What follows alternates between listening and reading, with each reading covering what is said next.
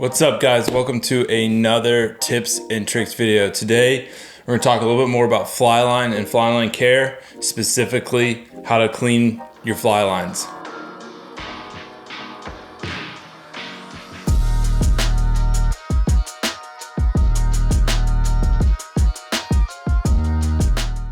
All right, before I start talking about that, I want you guys to know we've got some brand new shirts out. They're in the store. They got the Skiff on the back of them. They're badass. They got a pocket for all your little stuff that you want to carry around in your t-shirt. Check them out, buy one.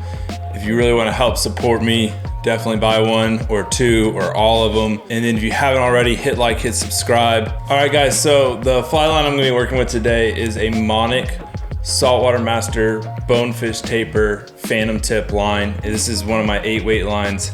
I absolutely love these things. I've been messing with the clear tip lines a lot lately, and I'd say honestly, if you feel comfortable casting, you're at that kind of intermediate to advanced stage with your fly fishing, so I would recommend looking at some clear tip lines, especially when you start messing with these fish on really calm days. So on the Texas coast, when we get these really calm days, we don't get a lot of water movement on the flats and the fish get really spooky and they see everything. They see every single shadow.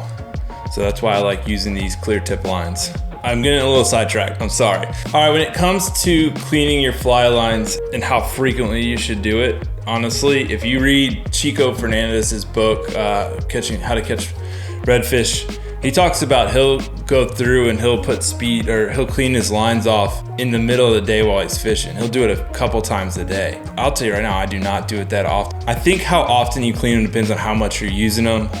If you only go out maybe once or twice a month, I'd say every time you go out, come back, clean, go through and clean. While you're cleaning everything, clean your fly lines. When I really get in the groove and I start fishing a lot, I'll tell you that it goes to the wayside and they get cleaned once every couple months. So it's one of those things that it doesn't hurt to do it more frequently, but it's not really gonna mess you up. If you start noticing your line's not working the way that it was when it was brand new, then it's definitely time to go ahead and clean that line off. All right, so this is what you're gonna need to do this. Obviously, you're gonna need your fly line.